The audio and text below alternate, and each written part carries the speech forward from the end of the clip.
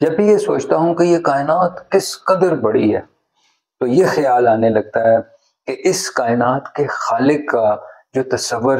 ہمارے یہاں ہمارے ذہنوں میں بچپن سے ٹھونسنا شروع کر دیا جاتا ہے وہ کس قدر تنگ نظری پر مبنی ہے۔ یہ ساری کائنات کتنی بڑی ہے اس کا تو خیر اندازہ ابھی تک انسان اپنی تمام تر جو ٹیکنالوجیکل ایڈوانسمنٹس ہیں اس کے باوجود نہیں لگا سکا، لیکن جو آبزرویبل یونیورس ہے یعنی اس کائنات کا وہ حصہ جو اب جو بڑے بڑے جو اسپیس ٹیلیسکوپس ہیں، مثال کے طور پر ہبل ہے یا مثال کے طور پر جیمز ویب اسپیس ٹیلیسکوپ ہے، تو ان کے ذریعے کائنات کا جو حصہ مشاہدے میں آ رہا ہے وہ کتنا بڑا ہے۔ میں وہ آپ کو گزارش کروں اتنا بڑا کہ کلومیٹرز اور میلوں میں اس کی پیمائش ممکن ہی نہیں ہے، تو اس کی پیمائش کے لیے لائٹ ایئرز کا یونٹ استعمال کیا جاتا ہے یعنی نوری سال۔ تو ایک لائٹ ایئر آپ کو پتہ ہے کتنا بڑا ہوتا ہے؟ ایک لائٹ ایئر یعنی ایک سال میں روشنی کتنا سفر طے کرتی ہے، تو وہ جو ہے وہ ایک نوری سال ہوتا ہے۔ تو روشنی آپ کو پتا نا کہ ایک سیکنڈ میں 3,00,000 کلومیٹر فی سیکنڈ روشنی کی رفتار ہے، اور اس رفتار سے اگر روشنی زمین کے گرد گھومے تو ایک سیکنڈ کے اندر 7.5 چکر جو زمین ہے اس کے گرد وہ لگا سکتی ہے۔ تو ایک سال کے اندر کتنا روشنی سفر طے کرتی ہے؟ 9 خرب کلومیٹر یعنی 9 ٹریلین کلومیٹرز ایک سال کے اندر روشنی سفر طے کرتی ہے، اور ایک خرب تو آپ کو پتا ہے نا کہ 10 لاکھ ارب کے برابر ہوتا ہے، اور 93 ارب لائٹ ایئرز کے برابر جو ہے ہماری آبزرویبل یونیورس ہے۔ اندازہ لگایا آپ نے کہ کتنی بڑی یونیورس ہے، اور یہ یونیورس یعنی جو تصور سے باہر ہے ہمارے کتنی بڑی ہے۔ تو اس یونیورس کو جو ہستی جس نے یہ یونیورس بنائی اور جو اس یونیورس کو چلا رہی ہے اس کے بارے میں ہم سمجھتے ہیں کہ اس کی توجہ جو ہے ان چیزوں پر مذکور ہے کہ فلانا آدمی جو ہے اس کی شلوار گھٹنوں سے کتنی اوپر یا گھٹنوں سے کتنی نیچے ہے، اس کی داڑھی جو ہے وہ کتنی لمبی یا کتنی چھوٹی ہے، اور اس نے داڑھی کے ساتھ مونچھیں بھی رکھی ہوئی ہیں یا وہ کلین شیو ہے۔ آپ اندازہ کریں، دیکھیے دنیا میں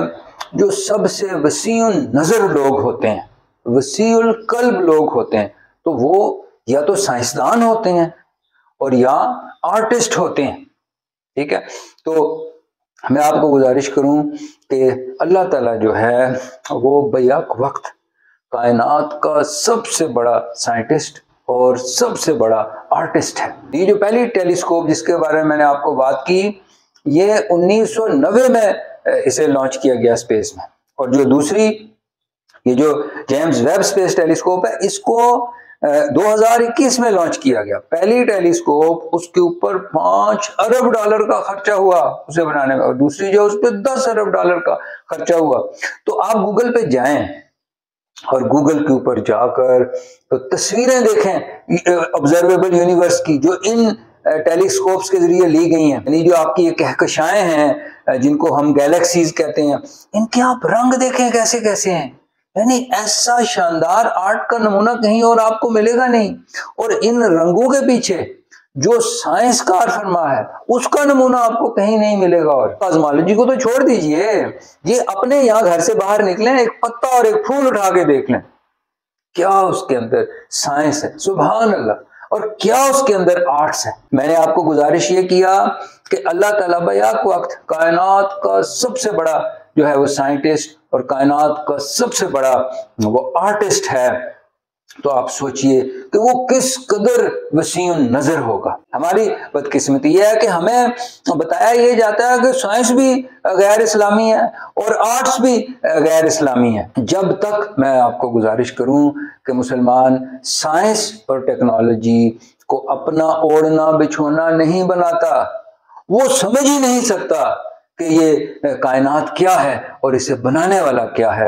اور جتنا ایک میں نے قرآن کریم میں نے ساری زندگی سب سے زیادہ جو چیز پڑھی وہ قرآن کریم ہے، تو میں آپ کو گزارش کروں کہ جتنا میں نے قرآن پڑھا، میں ایک سائنس کا اسٹوڈنٹ بھی ہوں، تو جتنا میں نے قرآن پڑھا مجھے پتہ چلا کہ جتنا قرآن سائنس کو پڑھنے اور سائنس کے مطالعے کی ترغیب دیتا ہے کسی بھی اور چیز کی نہیں دیتا. اور میں یہ مان ہی نہیں سکتا کہ آپ جو ہے وہ اس وقت تک خدا کا درست تصور آپ کے سامنے آ سکتا ہے جب تک آپ سائنس اور ٹیکنالوجی کا مطالعہ نہیں کرتے اور ان قوانین کو نہیں سمجھتے، ان لاز آف نیچر کو نہیں سمجھتے جن کے ذریعے اللہ تعالیٰ اس کائنات کو چلا رہا ہے.